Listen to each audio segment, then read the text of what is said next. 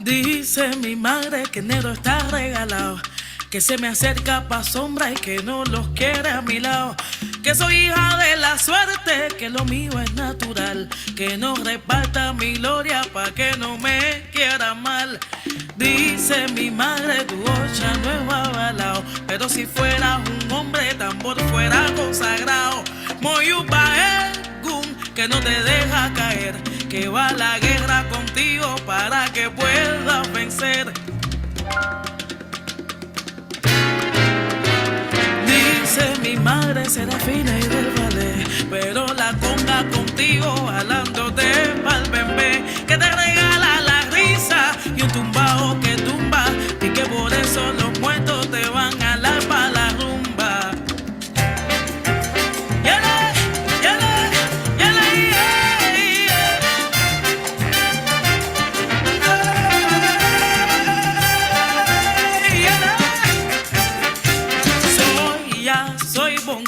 La rumba me llamo yo, la rumba me llamo yo, la rumba me llamo yo. Soy bongo, la rumba me llamo yo. Champara con quien quiere pa' soy bongo, la rumba me llamo yo. Soy bongo, la rumba me llamo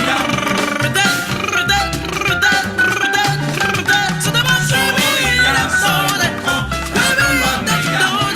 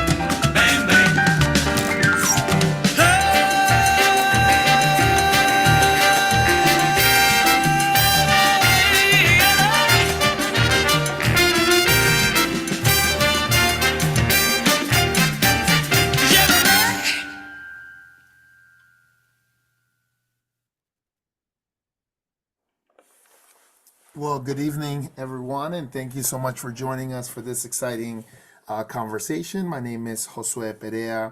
I serve as the executive director for the Afro-Latino, afro-latina Forum, which is a nonprofit based out of New York City. That's a center, a resource center, a research and education center that focuses on centering Blackness when discussing Latinidad. And we're really thankful for you all to be here, for you all being here. We know that there are many different events happening, especially in different parts of the country that talk about Blackness and Afro-Latinidad, and we're thankful for your participation and your presence here tonight. And tonight we're really excited to have this conversation entitled Revolutionary Blackness, AfroLatinidad and Radical Movements.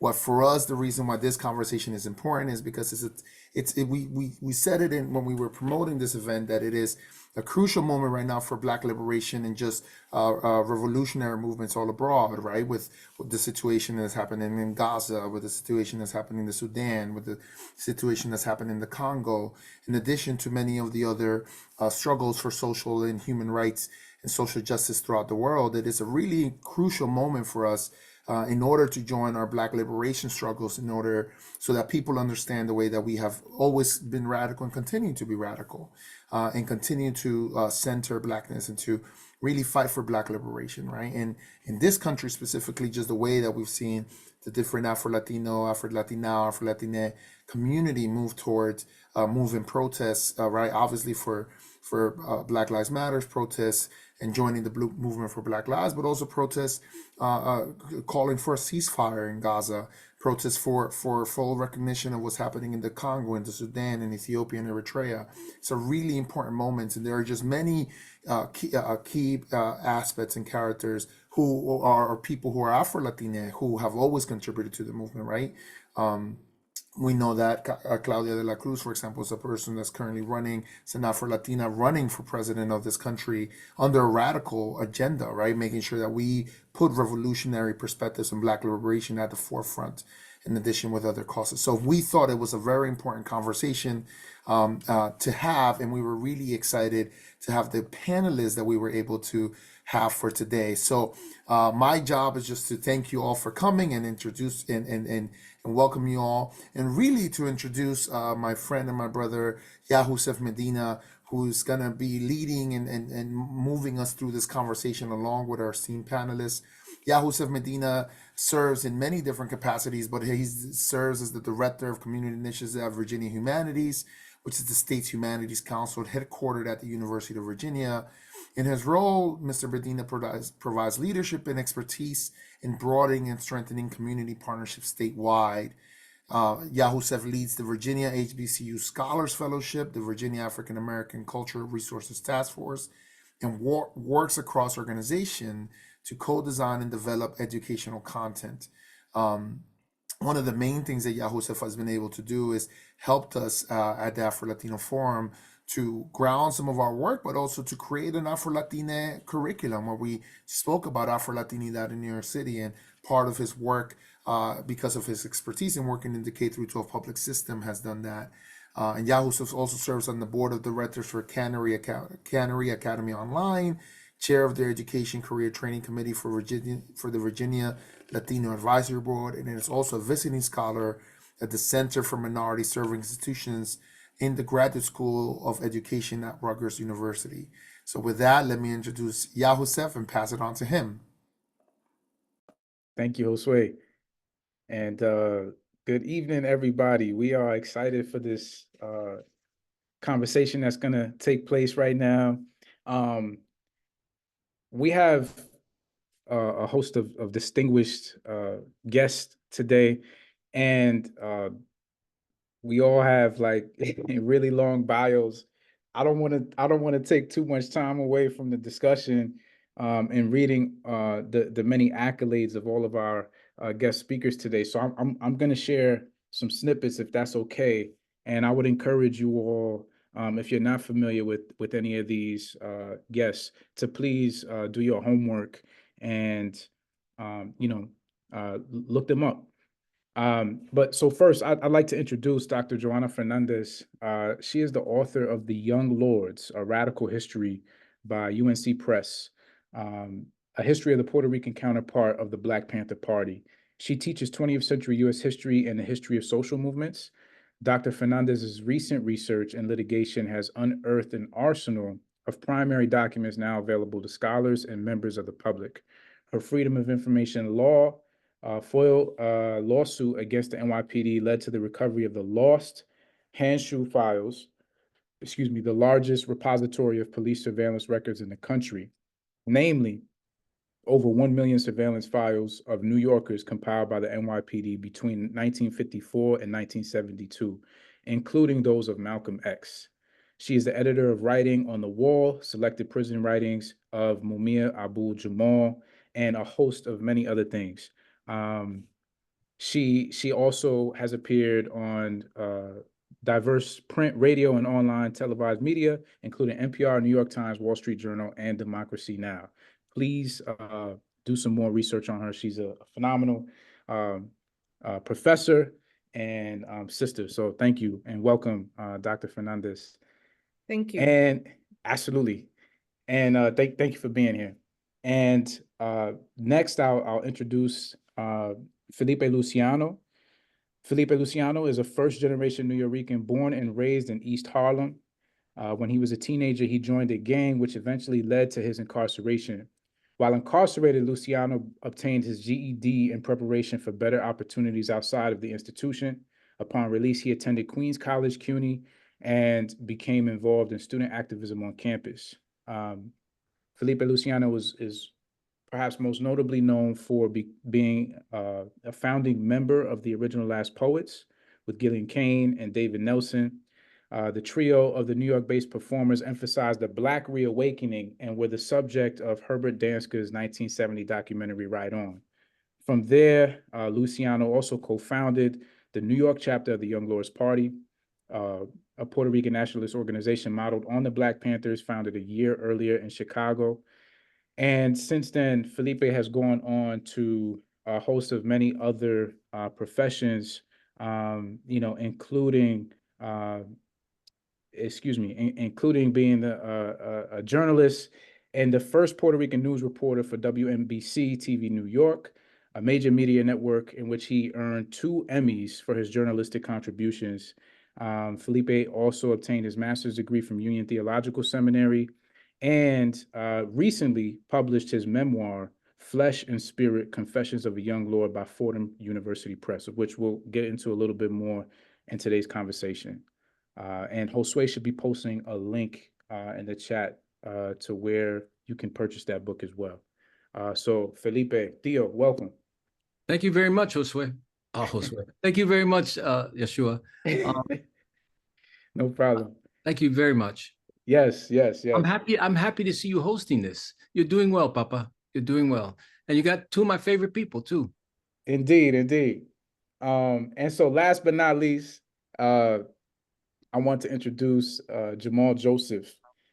Jamal Joseph is a professor and a proud Afro-Cuban, conceived in Havana and born in NYC. He joined the Black Panther Party at age 15. At age 16, he was arrested as part of a case known as the New York Panther 21, which included Tupac's mother, Afeni Shakur. Joseph was released on bail after a year and became one of the youngest leaders and spokespersons for the Black Panther Party. The Panther 21 was eventually acquitted of all charges. Joseph would spend 9 years in prison on another Black Panther BLA-related charges.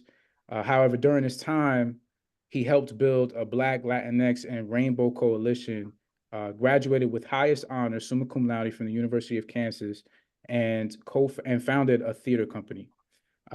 Joseph is the executive artistic director and co-founder of the acclaimed Impact Repertory Youth Theater in Harlem.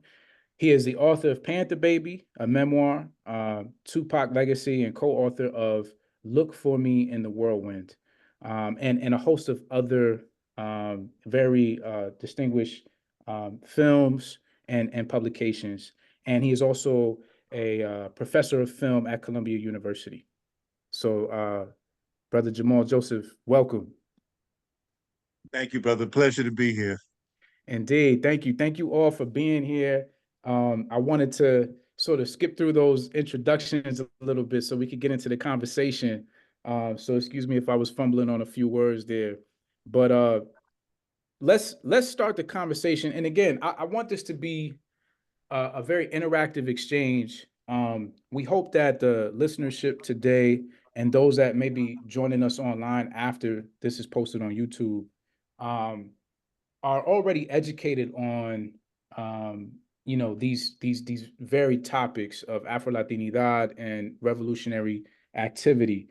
So we want to have a little bit more of a meaty conversation, but just to set the stage and kick the conversation off.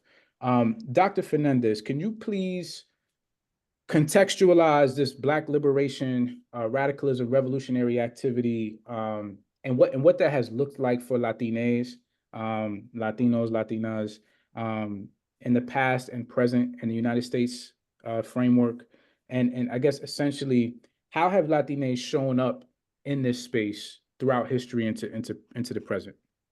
Wonderful. Can you hear me? Yes. Wonderful. Thank you for the invitation, and it's a pleasure to be on this panel with Jamal Joseph and Felipe Luciano.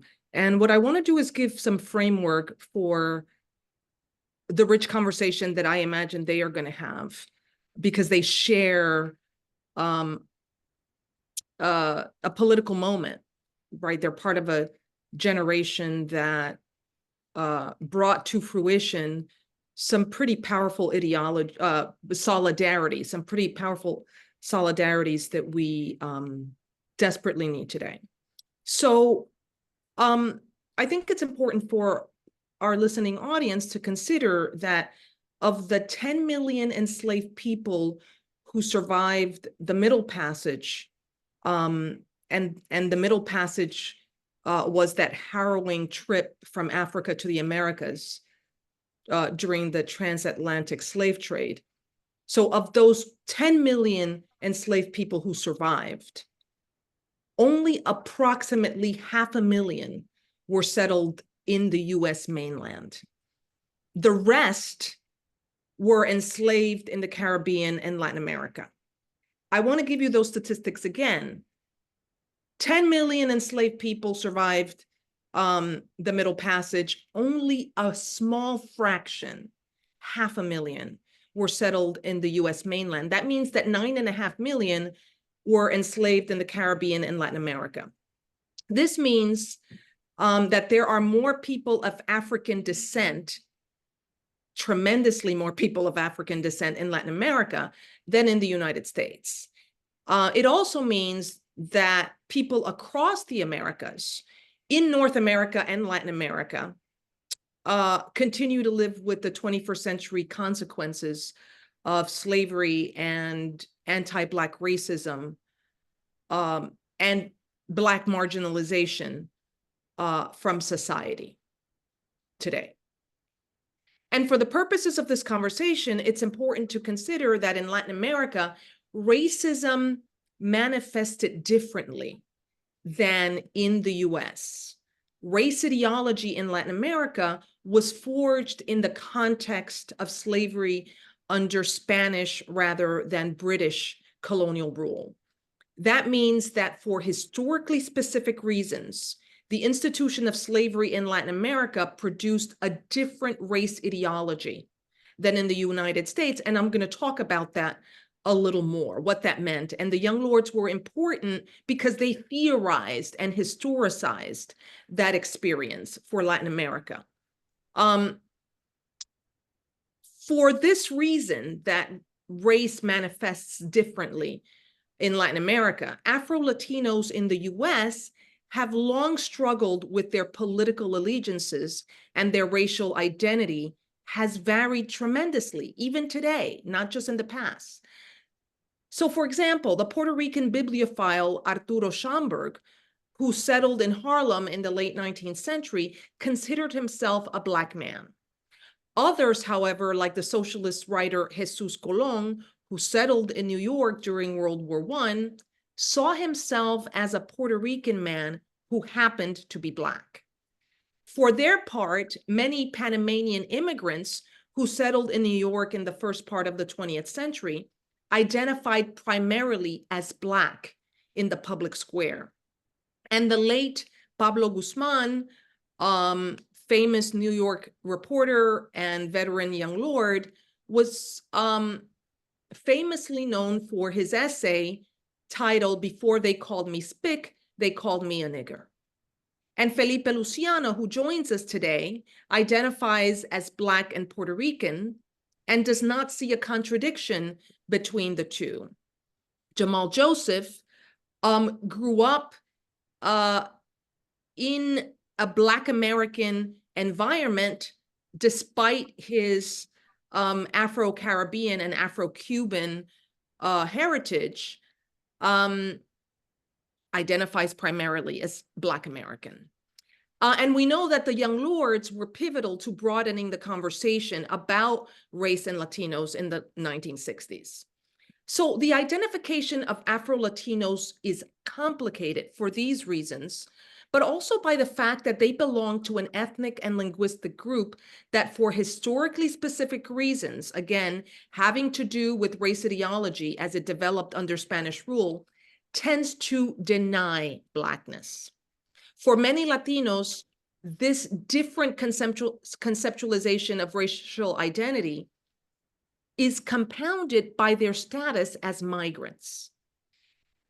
What does that mean? It means that as already beleaguered migrants, Latinos seek to distance themselves from African Americans, who are the most despised and criminalized group in the United States. And as we all know, immigrants of all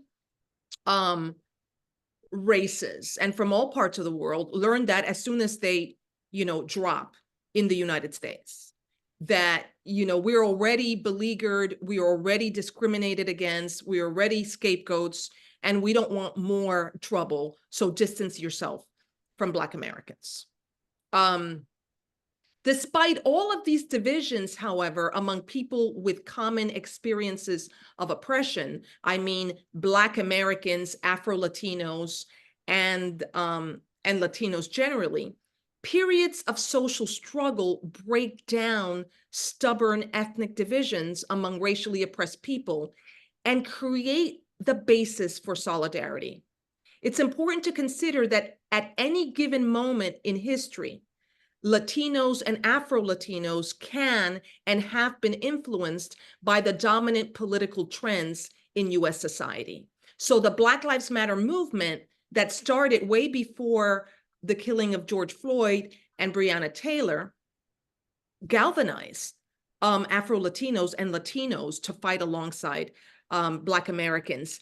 And music and culture, hip-hop culture, has been a means through which historically Latinos, Afro-Latinos, and Black Americans have come together.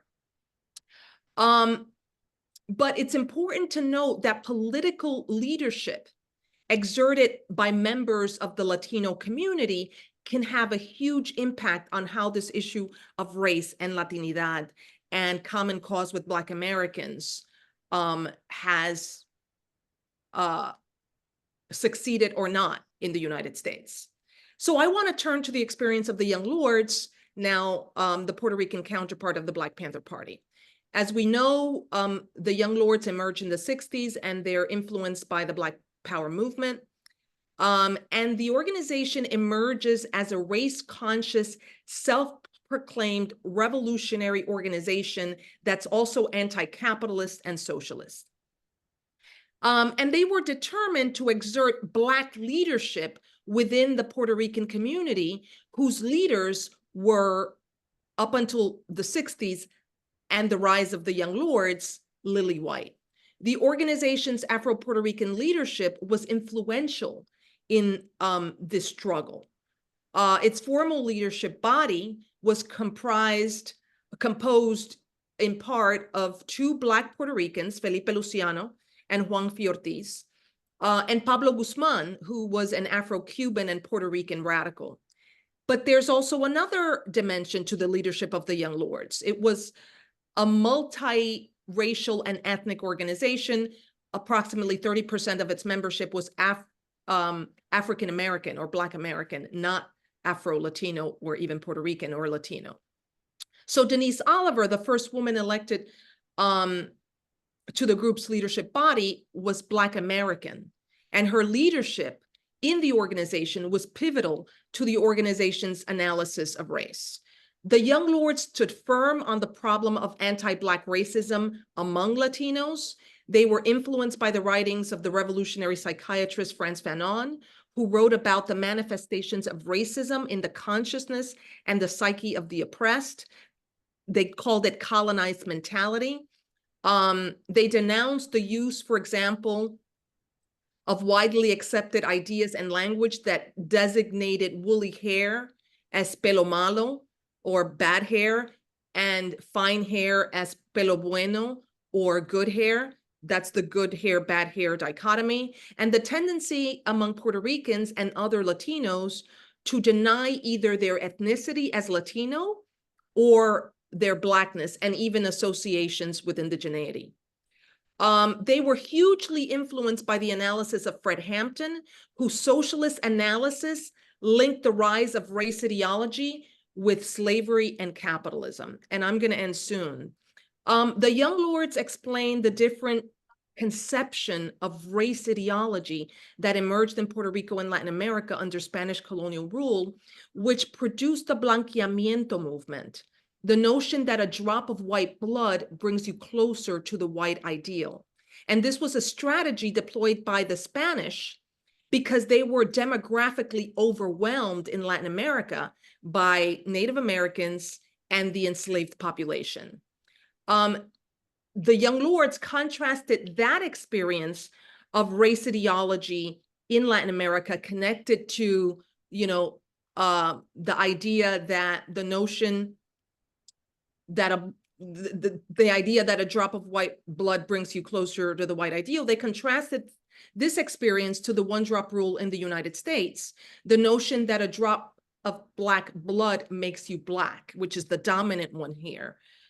Which was largely determined by the greater profitability of slavery in the United States, and therefore the need to extend and prolong the institution of slavery in North America after the slave trade was abolished. For the Young Lords, education was key.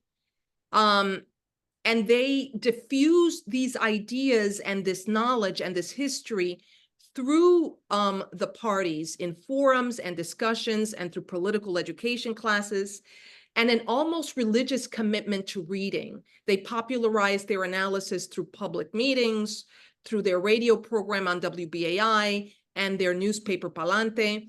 And,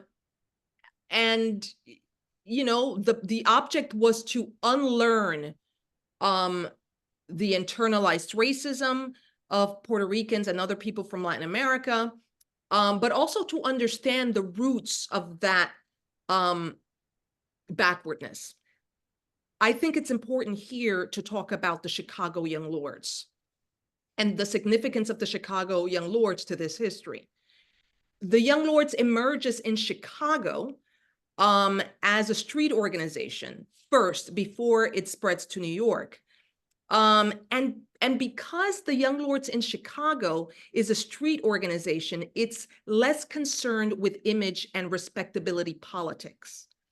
It therefore was quick to make common cause with the era's most maligned group, and that was the Black Panthers. That's the organization that faced the greatest persecution in the 60s at the hands of the state. Associating with the Black Panthers for Latinos was kind of taboo in the 60s. And while Puerto Ricans as individuals had joined the Black Panthers in New York, no Puerto Rican organization had dared to forge a relationship as close as that forged by the former Latinx gang in Chicago, the Young Lords, with the Black Panther Party. And the Black Panthers, along with others, helped transform the street organization into a political organization. But it took that street element within the Chicago Young Lords to say, yes, we're gonna, throw down with the least of these in America, the blackest and most radical of people in the United States. And the experience of class was critical. More recently, the intervention and leadership of the late Miriam Jimenez in uplifting the experience of Afro-Latinos in the census and through the publication of the Afro-Latino Reader is critical to the very fact that we're having this conversation. So part of what I wanted to leave you with is that, yes, we tend to understand race differently, but leadership and analysis is critical to the kinds of solidarities and common efforts that emerge on the ground among Latinos and between African Americans and Latinos. Thank you for that thorough analysis and overview, Dr. Fernandez. If we were in person, I'd give you a big round of applause. I really appreciate that. And it sets the stage for, what we want to get into with Felipe and Jamal. So Felipe, you're viewed as somewhat of an anomaly in that you have been fully immersed and a part of Black and Latino culture with no conflict of identity, as Dr. Fernandez noted earlier. As a youth, where did you pull your inspiration from? And did you view yourself as a one of one, so to speak, at that time, or did you view your experience as more commonplace?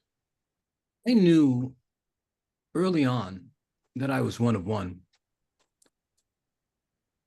If I can go back and explain how culturally I was immersed in Blackness. Africa was my mother, Puerto Rico was my father. My grandmother told me that, told me never to forget that. When you grow up in Harlem, when you grow up in East Harlem, you grow up with the blues. These were Southern Black folk who had come up to Harlem and went to Brooklyn. And every Saturday I would hear Bobby Blue Blanton, I'd hear Aretha, you grow up like that. I also heard Johnny Pacheco and Tito Puente and Machito, who's a very important part of this foundation of Blackness. I grew up hanging out with Black folks since as long as I can remember. I don't remember ever having a problem with that, and neither did they. I would speak Spanish, and every once in a while I would get someone looking at me like, wait a minute, are you really us? That took fighting to prove that. I had to validate that through fighting. I was raised in gangs. And one of the things that I'm very happy about is that I survived the gangs, but that familiarity with loyalty, that familiarity with love and compassion, that familiarity with physical violence allowed me to come into the Young Lords with a whole different perspective. I was street, I knew I was street. They called it lumpen proletariat in those days, they still do. And so I learned the lessons from my father, who when I went to his house, not only did he have Machito and Tito Puente, he had Jimmy Smith and Count Basie. That was his entry into Blackness. And he was straight out of Puerto Rico. My mother was more of an Ella Fitzgerald, Duke Ellington person. Not to say that they were any less intense, but it was a lighter form of jazz. I grew up mainly with South Carolinian Blacks. Now, if you know the history of South Carolina, the lynchings that went on there, the castrations that went in there, were embedded in their minds. And so they taught me early on, stand up and be counted, stand up and show out, and never allow injustice just to hit you. They came up here because they couldn't scream, they couldn't revolt. They came up here. And the rage and the internalized anger affected me. I remember I was talking to Miss Catherine, who's my second mother. She's out of Charleston, the Geechee. And they were talking about a woman who was looking to better herself and had rented a house on some row in some South Carolina town. The man took a liking to her, the white man took a liking to her. She was married and said to her, listen, if you just, please me, we don't have to get into detail about that. I can let you have I'm ready to take you out because you haven't paid the rent, but I can let you slide for a few months if you just please me. And so I was sitting at the feet of Miss Catherine, and there was a long pause, and I said, so Miss Catherine, what happened? And they all turned to me, these were all church women, said, isn't he cute? Is he so precious? So obviously they knew what the rules of the game were. Obviously this woman had to do that in order to keep her house and her husband. And I said to her, well, I would have killed him. And then she said, baby, it's not all, we couldn't do that. We would end up losing our families. We'd end up losing our lives. But so I learned that there are things that we don't, because they also had a tremendous affinity for white people. They would talk about them like they were children. Long story short, I ended up in gangs. And in the gangs, there was no distinction between Black and Puerto Rican. We had Puerto Rican gangs, but because I always lived in the Black side of town, I fought with Black folk. And it didn't matter if the other person was Puerto Rican. These were my guys. And it's as simple as that. The loyalty component is real among in gangs. There was another factor. As I was going to school, I was listening to Malcolm. I was listening to King. And I remember hanging out with Rap Brown, who's a fierce nationalist, fierce, and a fierce revolutionary. I was listening to Huey and I was listening to Bobby Seale, but I was also listening to the Honorable Elijah Muhammad, who said, by the way, you are what you eat. We found out 50 years later that he was right. I looked at the leaders and I saw Black men who did stand up. Carlos Cook, who else? Adam Clayton Powell, Martin, of course, and Malcolm. I met one of the most influential members of the Black arts community, the founder of it, called Leroy Jones, Amiri Baraka. And that was the beginning of understanding that we have a sensibility, we have an aesthetic that is completely different and divorced from what we see as white culture. I grew up understanding that I didn't have to feel inferior because I was raised as a Disney kid. And I thought that all of the Bambi, the this, the that, was real. And it took me a long time to understand, and I believed in meritocracy, because that's what I was raised with. American history teaches you that if you do the right things, you move forward. Ralph Bunche and all that stuff.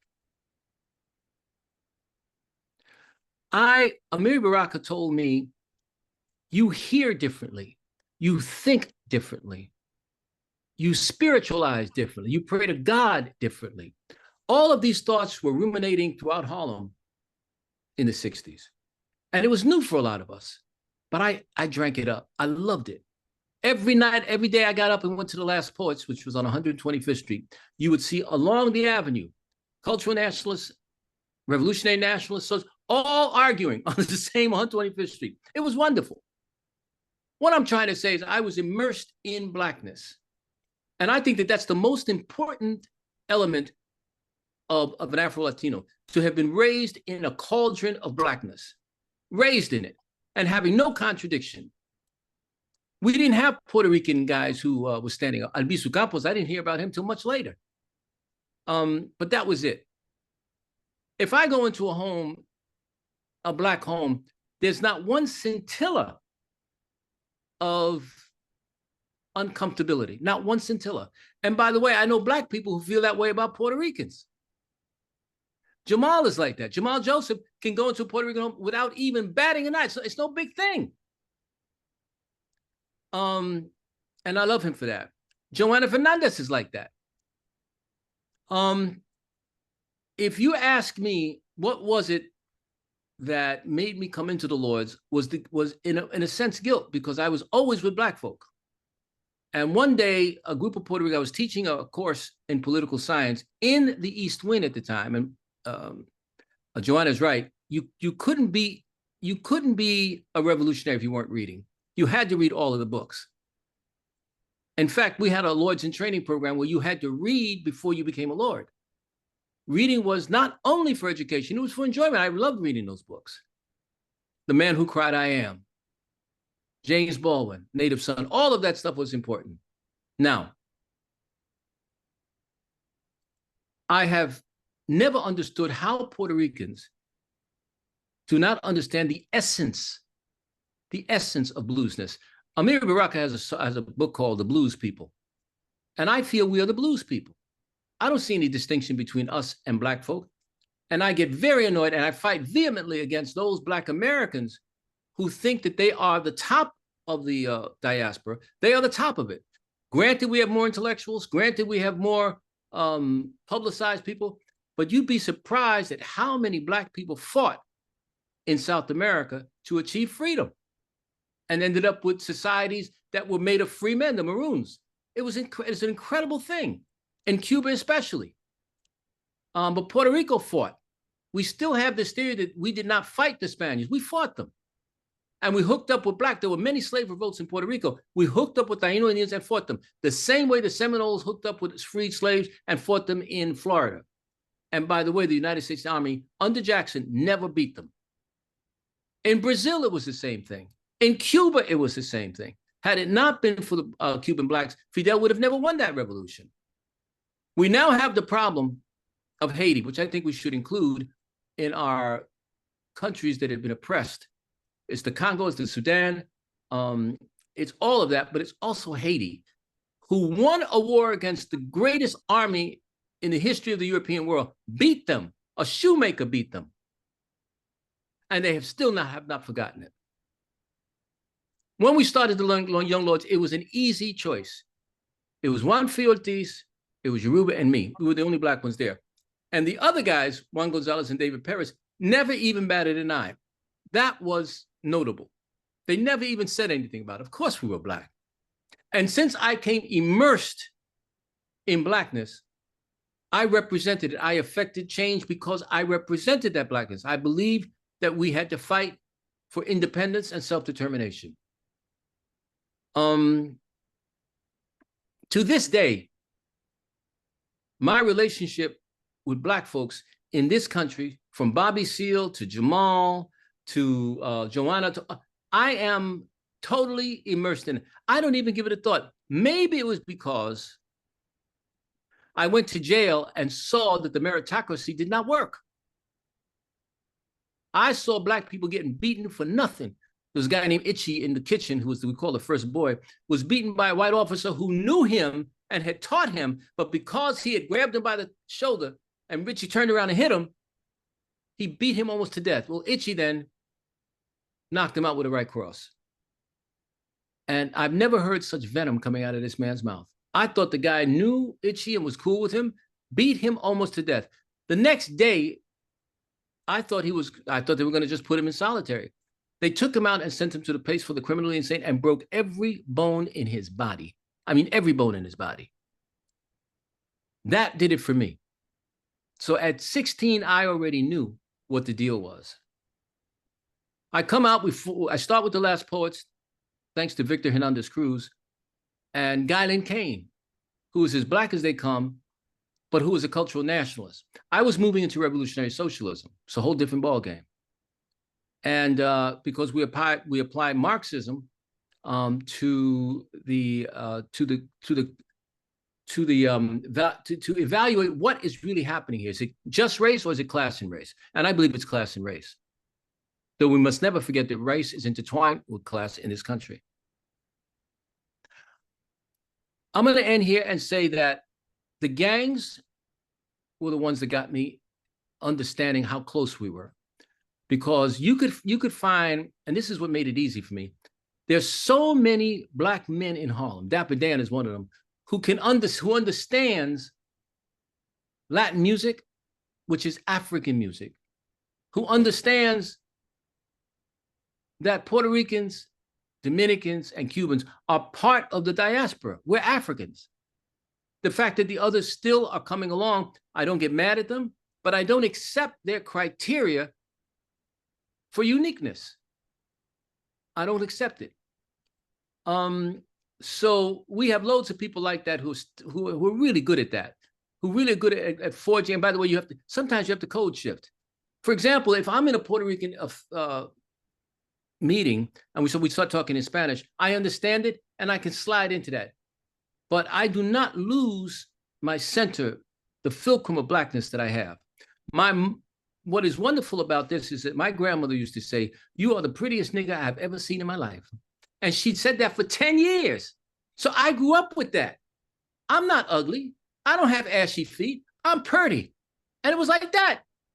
So there must be some law, some streaming of blackness that came into me because my grandmother said, and she would take my little hair and make little mounds on it. She would trace my lips and she would hold me like if I was some cherubim. She was very dark, so maybe she thought because I was light, that maybe, and I ain't that light, but that I was an angel. And so I grew up with that strength. That strength. I didn't know about Africa, then I started reading about Africa. And I then learned that we come from Guinea, we come from Congo, and we come from Nigeria. We are Yoruban people, basically. We're Igbo. And when you hear a rumba, and when you hear, and I heard this throughout the streets of Harlem. In East Harlem, you heard rumba, you heard merengue, you heard mambo, you heard guaracha, you heard cha-cha-cha, and you heard Smokey. And you heard the Temptations, and you heard the Four Tops. And you heard Chubby Chat, you heard all that stuff. I saw Frankie Lyman and the Teenagers on 112th Street, but we also heard Joe Cuba. So I grew up in that melange, you know, and I don't see any difference in it. And on my radio show, I play it all. Being Black is a gift. It's a blessing from God. And I think the way it is the last shall be first. And I believe we're going to be the first. Indeed. Hey, thank you for that, Felipe.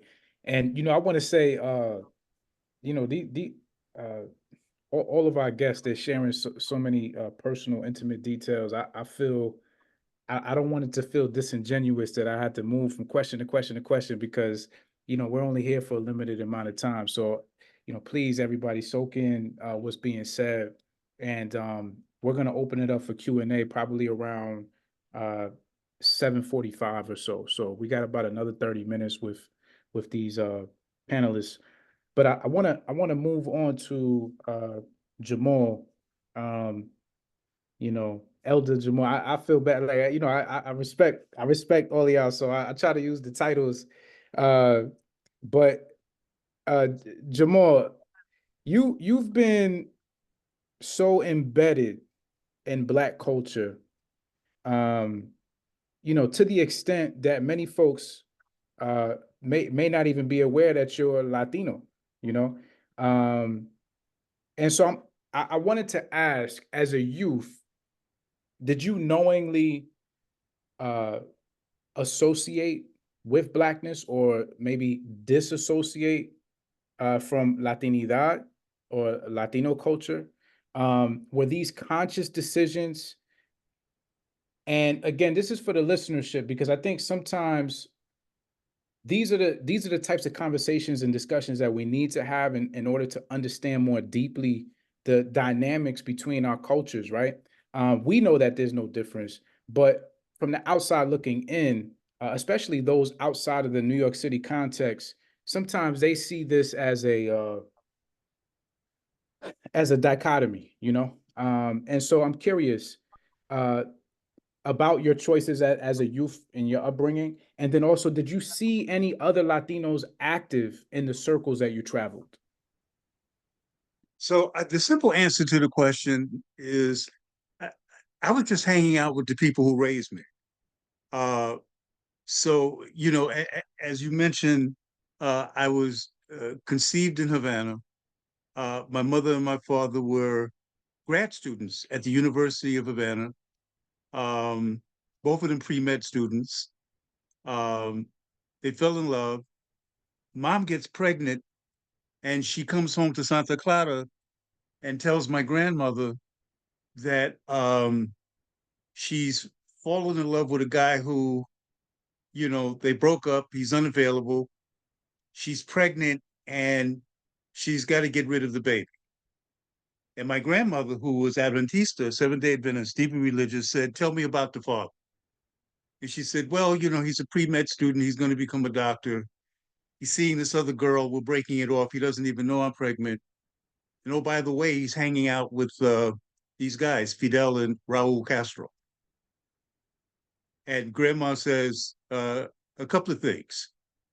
Number one, you're keeping the baby. Number two, pack a suitcase, pack your shit, I'm sending you to New York. This is how I wound up in New York to live with your aunt who was in Queens. Mommy did not get along with her auntie. And when in Cuba, she had been a grad student, a scholar. My grandfather, who came from Dominica, was an engineer.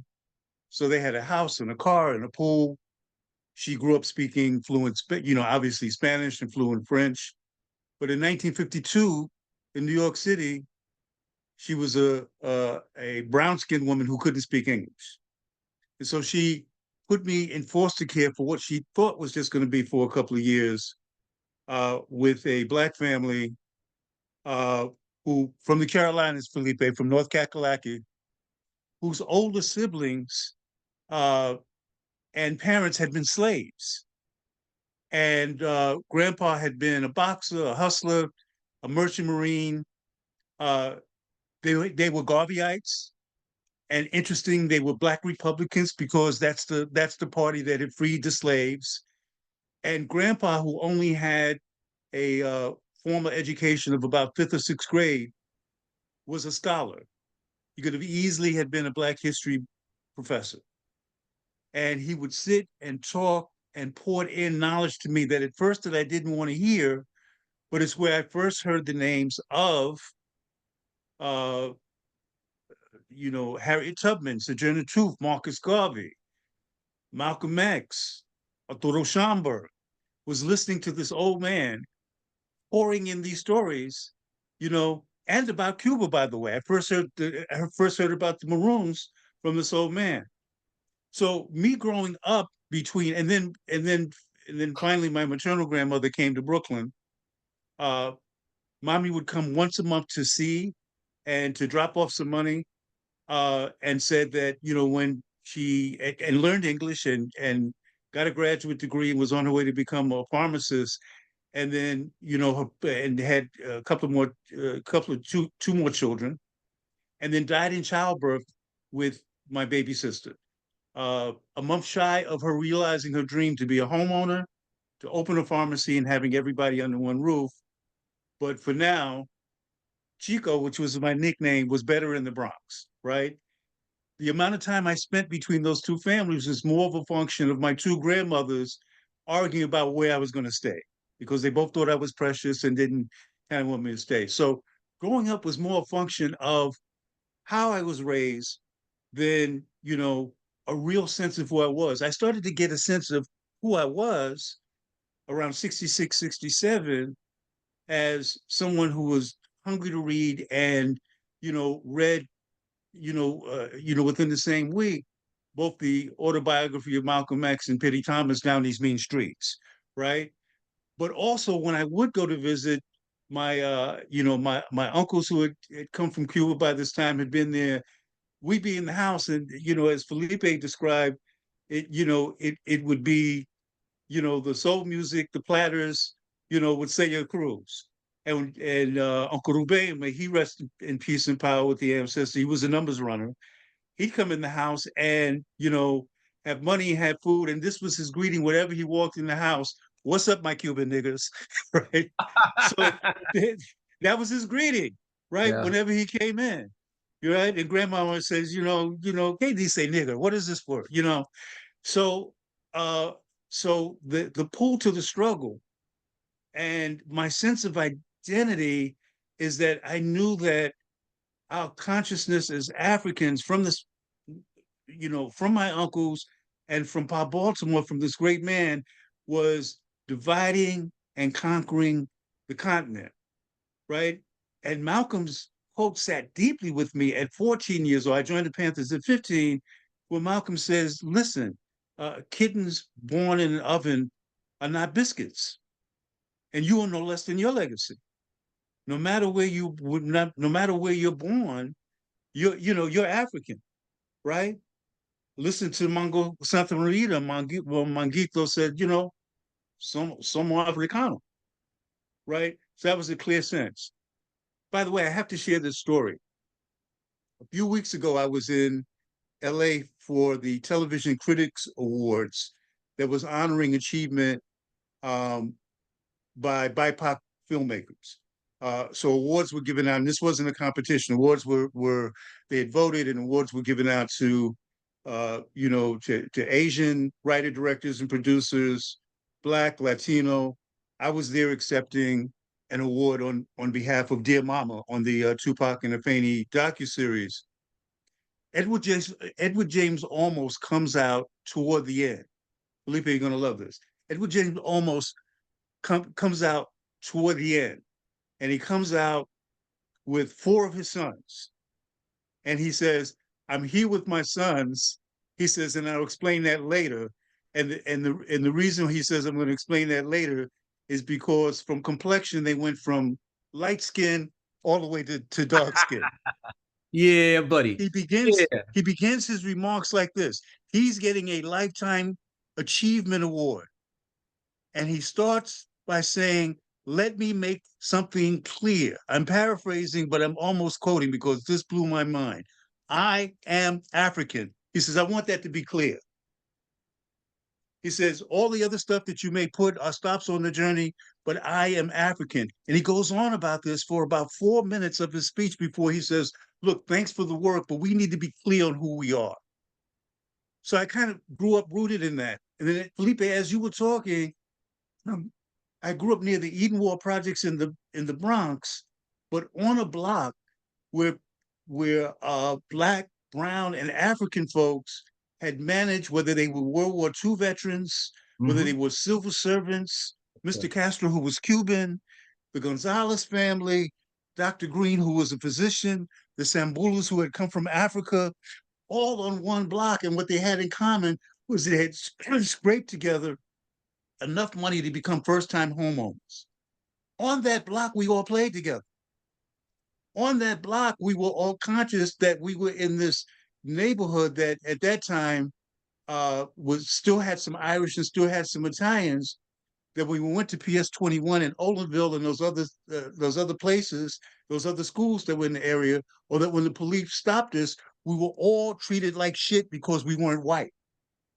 None of the parents came outside and went, don't play with this kid.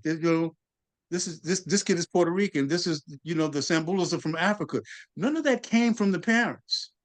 They were more concerned when we would go 2 blocks into the projects, talking about class struggle, and hung out in the Edenwald projects, which was any project, Johanna, in Harlem that was transported to the North Bronx. It was the Lincoln houses, it was the Rice houses, all kinds of stuff was going down, in the Edenwald projects. They had a gang that straight up was just called Intercrime. They didn't even try. This is let's not even bother with names like the Sportsmen or the Bishops or the Crowds. We a damn Intercrime, right? That's what the gang was called, and they were more concerned about that. It was more of a class thing for them than that. So we had that kind of richness, but we also had that awareness that any of us caught on the street corner, on the Edenwald projects on Bronxwood Avenue, which was more that 3 blocks over, that if the cops came, everybody was getting an ass whipping. It was standard operational procedure, right?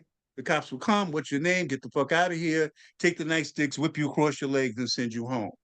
So I kind of grew up in that kind of sense. And then for me, the Black Panther Party became the move. After Dr. King got killed, I wanted to join the roughest and toughest, most revolutionary organization that was on the scene. So I made my way, to the Black Panther Party office. But that's what it was. It was kind of it, and then the older I got, I realized what a blessing it was, what a richness of culture that I got to understand.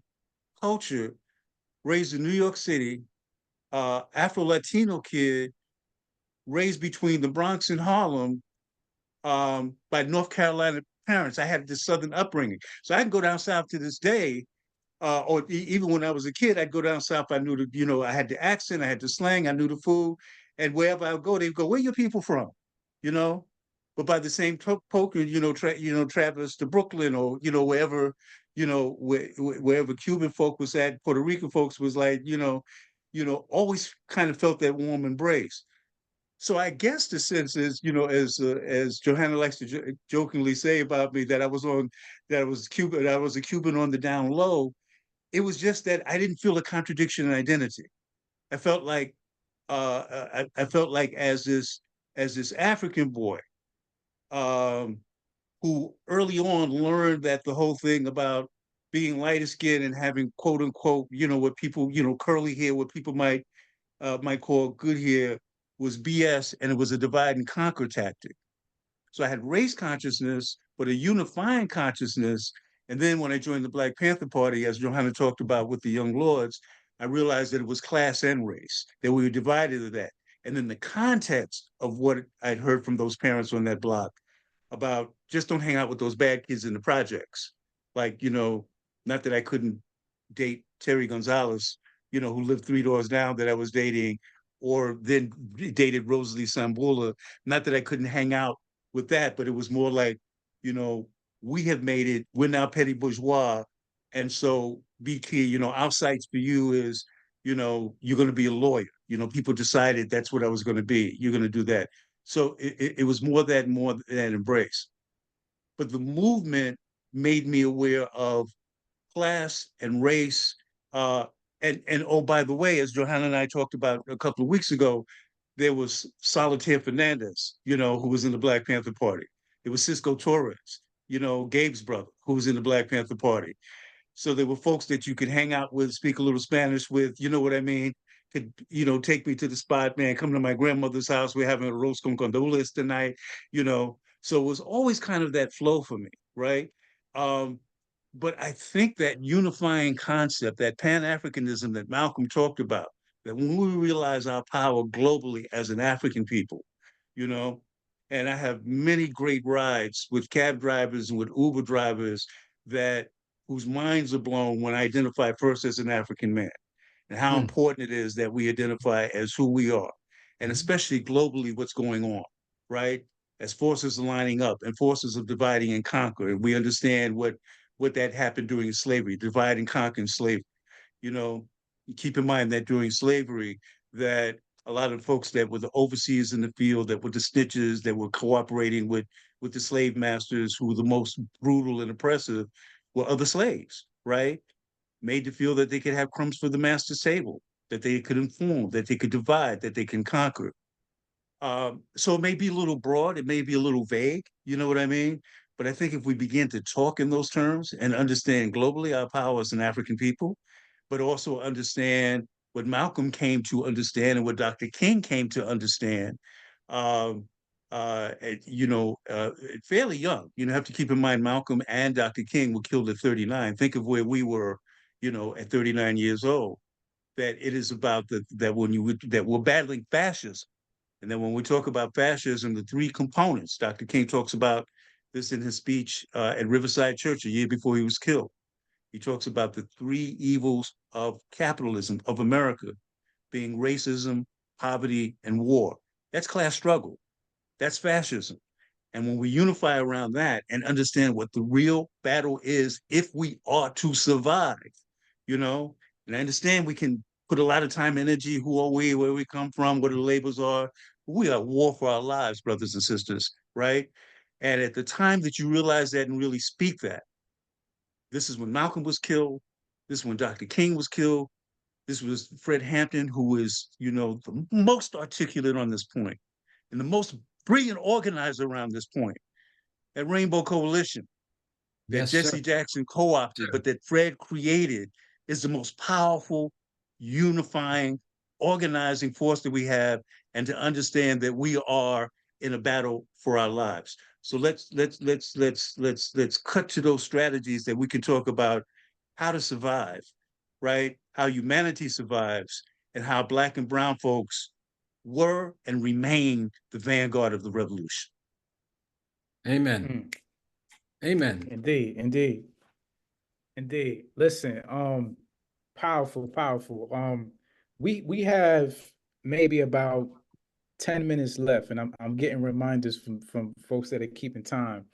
And I had a number of other questions that I wanted to get to, but we're gonna stop in about 10 minutes or so that we can get to some of the Q&A from the audience.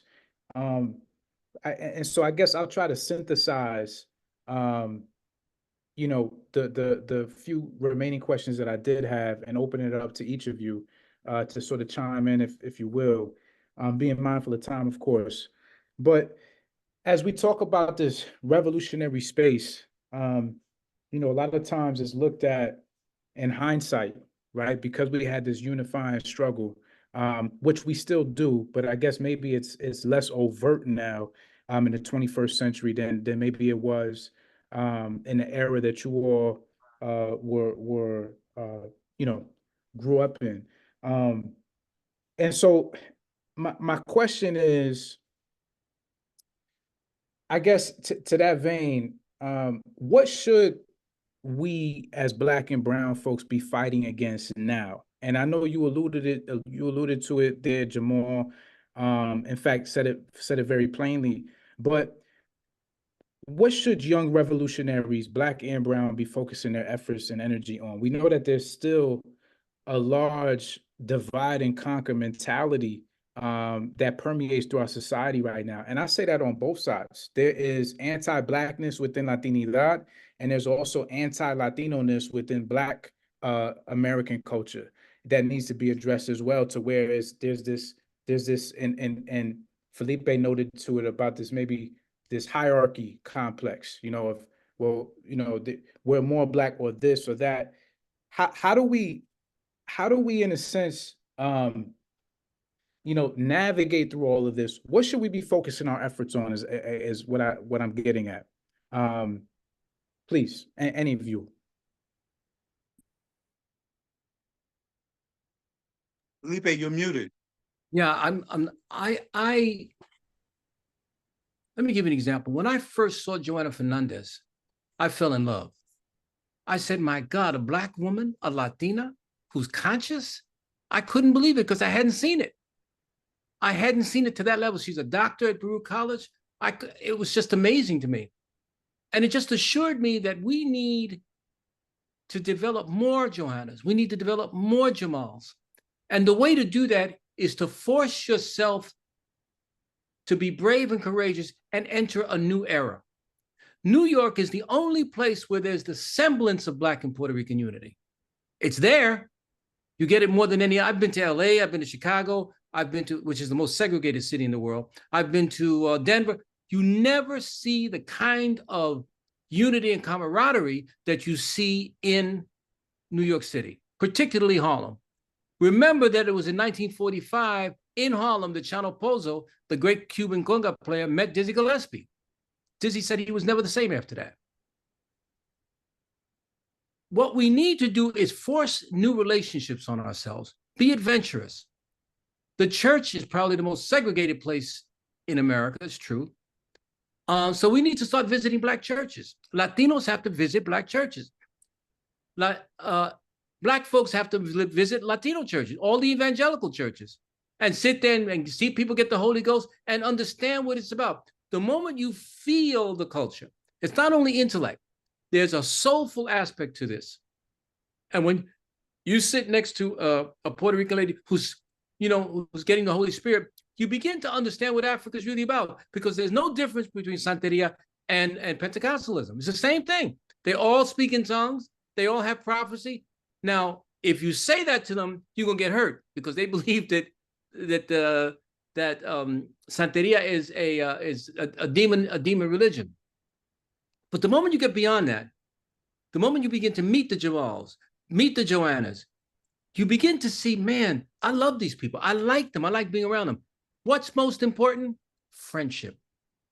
In a battle, if Jamal and I and Johanna are in a trench, we're not fighting for Blackness. We're fighting to save each other. That's what the deal is. And if you don't have that kind of love for each other, and one of the things the gangs did for me is taught me the meaning of camaraderie, comradeship, and loyalty. There's something about that move that changes you forever. My kids still say, why are you going out in the middle of the night to help some guy what are you doing, Dad? You know, you're at a certain age, you can't be. I am loyal to my people. I'm loyal to my friends. And I've tried to do that as much as I can. How can we do it? Joining organizations. First of all, everybody should be in a church. Jamal taught me this. I didn't want to go to that church, First Corinthian Baptist. Hell no. But I went there. Johanna, I recommend it to you. I found out that there is a joy in a Black church. I still go to a Puerto Rican church called not First Corinthians, it's the Primitive Church on East Broadway. I want to be in both. And my life has shown that. I've been with Rap Brown, who's now Jamil Alameen. I've been with Stokely. I've been with Bobby. I've been with DC Cox, Field Marshal Cox. I've been with, name them. But you've got to eat their food. You got to go out with their sisters. You've got to eat, feel the sweat.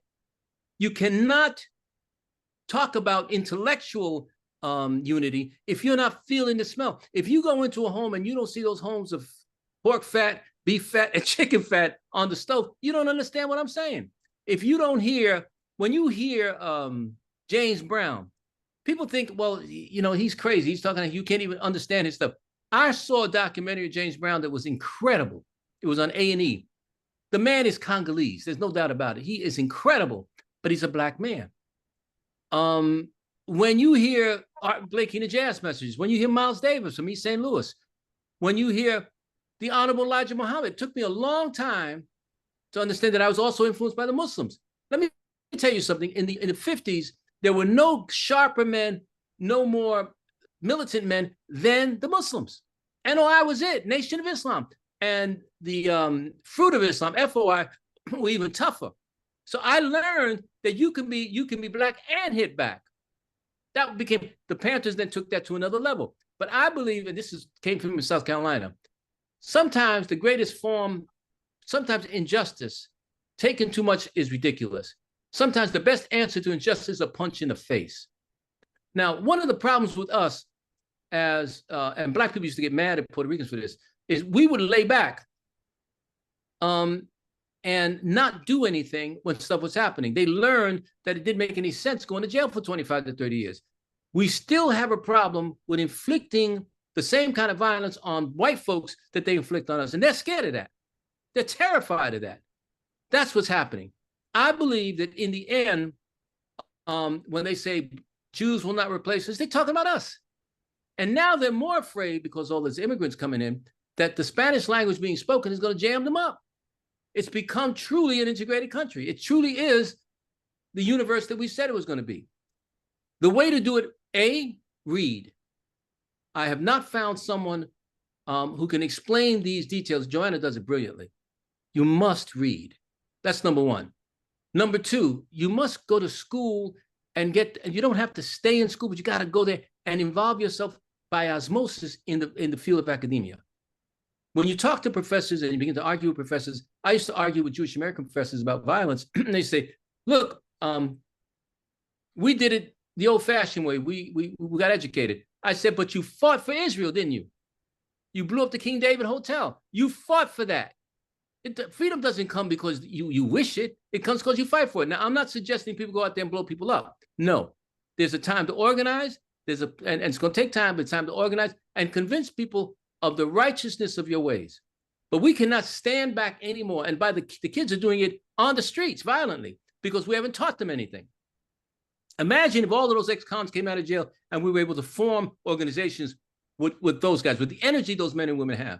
We'd have a different place. So I believe it really is familiarity with the culture, understanding mothers and fathers, going into their homes and talking to them, looking at the old pictures of South Carolina, of Alabama, looking at those pictures and seeing yourself in them. Whenever I see a black child coming toward me, I see myself, I see my kids. Whenever I see Puerto Rican kids, and they're gorgeous, I see my kids. We need to start hanging out with each other to the point where there is when you hear Spanish spoken, you don't freak out. Because it still happens, man. I don't understand that meter stuff. Well, that's on you, man. That's on you. I understand it, and you should understand that I'm not going to hurt you because I'm speaking Spanish. So it's going to take some time. We have a role to play in this. Black Latinos are I think we're the spear tip of the spear. And culture is always the spear tip of it. And we've got to move in that direction. Become friendly, compassionate, loving to other cultures. And by the way, the worst person, the worst, when we say black people have been maligned and genocided, if you will, I sometimes wonder, do we remember Native Americans? Do we remember what they went through? Or have we become so black that we do not have any space in our hearts to understand Geronimo, Crazy Horse, A Rain in the Face, that kind of stuff. The Apaches, the Mescaleros, the Chippewas, the Cherokees who were forced to flee from Tennessee, from North Carolina all the way to Oklahoma and died in the process. We need to understand what other people are going through. And that's where I'm coming. Begin to get into the culture and love them. Thank you. If I Thank could you. just really quickly, and then Please, please. I want Dr. Fernandez to really jump in. We need to really understand how our enemy sees us. And then a lot of time that we're spending trying to find ourselves, you know what I mean? It's funny how the more we try to find ourselves, the more confused we get or divided we get. You know, we get into, you know, to definitions and you know, and different modalities and different things, and you know, there's identifiers and sub-identifiers. Um, my friend Frank Garcia, again, may he rest in peace and power with the ancestors.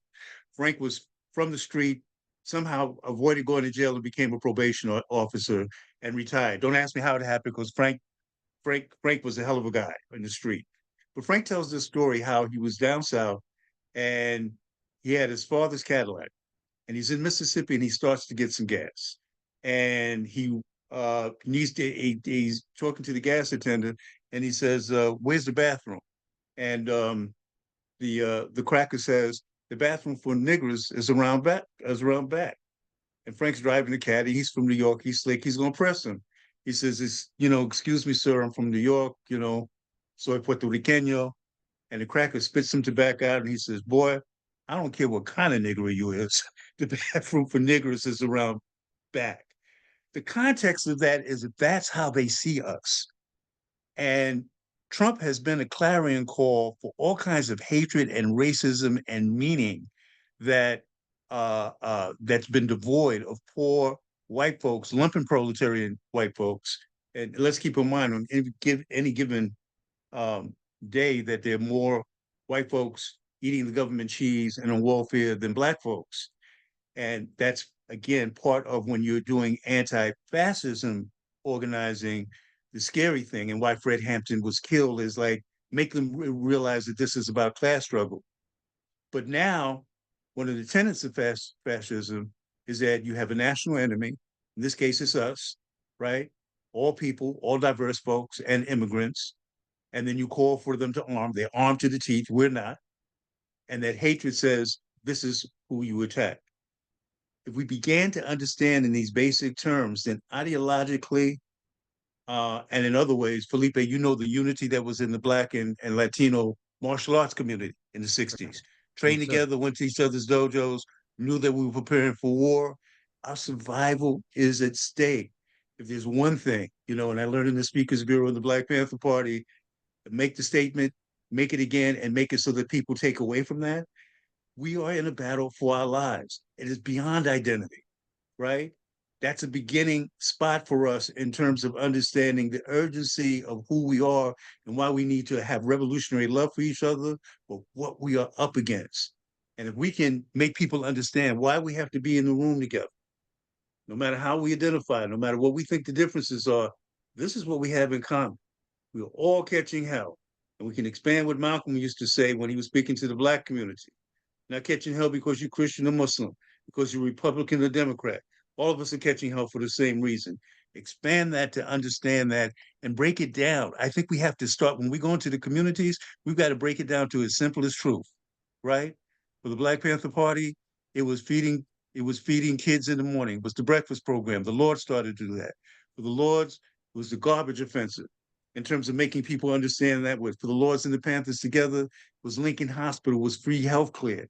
And this is why people who could barely read from the Black community or barely speak English in the Puerto Rican community came out and says, I like these babies. I like what these kids are doing. They're crazy, but they're feeding my kids. They're cleaning up the community. We need that kind of urgent grassroots organizing to understand that it's bigger than us and that it's coming at us. Right on. Right on. Very true. I want to hear Johanna. Yeah, Dr. Fernandez, please. Okay, well, I know that we want to open it up for questions, but I think it's been articulated quite beautifully. I can't agree more that we're here at the bottom talking about identity, and the people at the top of society are not playing. They know exactly what they're doing, and they've declared war. And the crisis in Palestine and the genocide in Palestine is but a reflection of the broader project that a failing capitalism has for the world. I mean, we've got genocidal crises happening around the world. And it's a symptom of a system that is broken, without repair, and resistance is being responded to with evisceration. And that's part of the fascist project. As both of you were speaking, I was thinking of something that Martin Luther King, of all people, said in the late 1950s when he went to the Deep South and observed the poverty that both Black sharecroppers and white sharecroppers were experiencing. He was like, they divided each to conquer both. And he was not a socialist at this point, but that was clear to him. And so I think that what Felipe has said is that, you know, we really need to understand the root causes of our problems in order for us to situate ourselves and our relationship to our communities and to the state and to the nation and to the world. We have to understand the root causes of our maladies, of our identity crises, right? They're not personal, they're structural. And that requires commitment to reading and to understanding. Fred Hampton and his Rainbow Coalition, ahead of its time, Legion. But another thing that has been said is that the system depends on us being isolated from each other, right? And alienated from each other, and it depends on us hating each other, the people at the bottom of society. The only antidote to that is really acquainting ourselves with each other, coming together, not on the internet and on social media, but in our communities, in our schools, in our churches, in the flesh. That's how consciousness is changed. That's how you can only challenge the racism and white supremacy and stereotypes and assumptions that Black Americans have about Dominicans and Latinos and Puerto Ricans, that white people have assumptions about Black people and Latinos, Black Americans. The only way you challenge all of that is through the friendship, the camaraderie, the commitment that comes through common struggle. And we have to identify what those struggles are, right? And we do that by connecting to the grassroots and talking to the people in our communities. We're saying this, but we're saying this because that is so anathema. It's so different from how people are interacting in social movements right now. Like, may I say this? Huh? Sorry, Ma, I didn't want to interrupt you. What were you going to say? No, folks think that, you know, we can build a protest on the internet. When in fact, no, you know, we need to figure out where people are at, go there, but also begin to develop a theory and a strategy about how to produce change through these solidarities. Yes. Go ahead, Felipe. If I just would like to correct, we were talking in the introduction Our host said that the last poets were David Nelson, me, and Kane. It was also Abiodun, who's a major, major force in Harlem. And he still has Sunday forums in his house. Imagine that. So Abiodun is a major part of the last poets. Just want to make that correction. Johanna, you are absolutely right. It's about holding hands. One of the reasons I still live in East Harlem is because you can see a Herschel Walker type guy, a big, big football Negro, walking with a tiny little Puerto Rican girl, and they have a kid. And they stay together 20, 30 years. That's weird to me. Because I was raised, you can't, no, los negros, chacho, tú tienes que estar loco. Esos son cocolos. Y uno tiene que mejorar la raza. No. They love each other. And even though she speaks like I loved it, you know, and says stuff like that, he loves her. And you don't ever want to mess with her. I don't care who it is. Being familiar with the culture and loving the culture. Listen, I became a revolutionary, truly, when Martin was killed, not Malcolm. Martin was killed. I said, that's my uncle, man. He's the nicest. We always have an uncle who never wants you to go into gangs. He's a nice guy. Felipe, why don't you, Philip in those days, Philip, why don't you just go to the post office? Nice guy. But he was slaughtered mercilessly. And that did it for me. I said, if they would kill someone as beautiful as this, they have no soul. Our problem is nihilism. We're getting to a point, Black kids are getting to a point where they have no compassion. And when that happens, it's not only going to happen to Black people, it's going to happen to white people too. They think that they're in control. Let me tell you something. When Black folks march to the sea, they're going to take America with them. Johanna, and I just want to amplify or just say right on to the point that it's not going to happen in these little boxes. It's people in the rooms together. It's people out in the communities. It's the Black and Brown March that you helped organize a couple of years ago. What a great day that was, where people converged on 125th coming from all directions. And then we marched over to the People's Church. The young people that came out today, my own kids, were forever moved and changed by that experience. That's what we need. And that's what those movements did. From the Civil Rights Movement to the Lords to the Panthers, we were in the communities every day, understanding that's where the organizing happens. That's where the consciousness raising happens, in among our people organizing around their needs. May I just, I'm sorry, this is looming in my mind. Folks who are listening to this, do not think that you will not be rejected. Do not think that they're not watching. Do not think that you'll be totally surrounded by people who love you. You're going to be alone. You're going to be rejected many times. You have to have the intestinal fortitude, the ideological fortitude, the cultural fortitude to know that what you're doing is the right thing. Leadership demands that you stand out and stand alone sometimes. Not everybody's going to support you. Please don't think that once this happens, you become, a niño prodigio. It's not going to work that way. You are alone, yes, but you came in alone, you go out alone. But understand what Blackness is all about, because standing up for this 50 years later will manifest itself in the fruits. By their fruits, ye shall know them, it says in the Bible. By their fruits. We wanted a breakfast program. It took us 50 years to get it. We wanted a Lincoln Hospital. It took us 50 years to get it, but we got it. Thank you.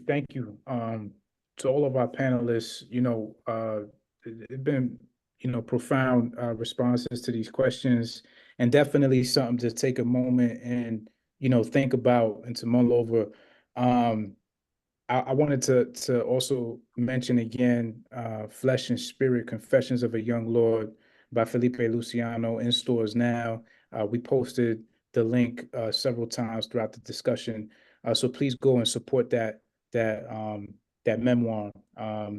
And again, thank you to all of the panelists. I think in the interest of time and based upon that strong closing, we'll leave it there because I know we're right up against 8 o'clock, and we appreciate everybody that stayed on for the duration of the conversation. We had very little drop off. Most people stayed on the entire time. So thank you all for attending. And I'm going to kick it back to Josue. Thank you. Thank you. Oh, well, thank you so much, Joseph. I was really enthralled by the conversation, and really thankful for that. We know that it's we know that everyone's been connected with us for like the last 90 minutes, and so we're thankful for that. And I just want to highlight just something that was coming to mind with me, and it's something that was brought on here, and it's what James Baldwin said one time. James Baldwin said that when we talk about the Negro, when he talks about the Negro, he's like, I'm not talking only about a racialized person. He says, I'm talking about the social conditions that live to create the person that lives in opposition to the American dream, right? He always said the American Negro lives in opposition to that. He wasn't only speaking on people whose blackness was centered, even though we know that his work was centered. And I thought about that when you were all talking, especially to frame that the struggle, right? And when we're talking about revolutionary and being radical, right, really means about reframing our understanding that is not only rooted in something that I think everyone kind of said, not only staying at kind of identity, right? Like it could start there and it goes there, but how does that, how is that seen in class struggles and in conversations around liberation, and how do we talk about different interconnected issues that all affect all of us, right? As Black folk, as people of African descent, and just as human beings. So one more time, let's give a round of applause to our wonderful panel of Dr. Johanna Fernandez, Felipe Luciano, and Professor Jamal Joseph. Please follow their work. Please support Felipe Luciano's book. As you saw the link in the chat for a few of those for the book, Flesh and Spirit. And please support and follow Johanna Fernandez's work as well, and Dr. Jamal Joseph's work as well. We were talking about just the contributions that he made in order to make the most recent Tupac documentary, Dear Mama, come alive by Dr. Joseph contributed to that. So thank you all so much. We at the Afro-Latino Forum will be posting this on our YouTube. We had a lot of RSVPs. Some people weren't able to make it, but we know how that is in the evening, especially at this time. There's many things happening during Black History Month. So we thank you again. We will post this on our website. We'll post it also on our YouTube channel, Afro-Latino Forum. Please follow us at afrolatinoforum.org for any question. Also, feel free to follow us on Instagram and Twitter, Afro-Latino Forum, in all of those areas. We also started a giving campaign, and for a little bit of time, we have a beautiful book signed by the late African American photographer Tony Gleaton, who signed a few copies of his book, featuring this photograph among others, called Africa and the Americas. And so feel free to go to afrolatinoforum.org if you want more information on that and on our giving campaign that just began during Black History Month. So again, we thank you all so much. Also follow us at absolutamentenegro.org, is where we have a series of conversations that we are working with the Creative Justice Alliance on, talking about a variety of different issues throughout the country that all focus on centering Blackness and discussing AfroLatinidad. So we hope that you join us again. Thank you for joining us, and we will be in touch soon. Thank you all to each one of our panelists again. Thank you to Joseph Medina, and thank you to you all for staying around and hanging out with us. Peace.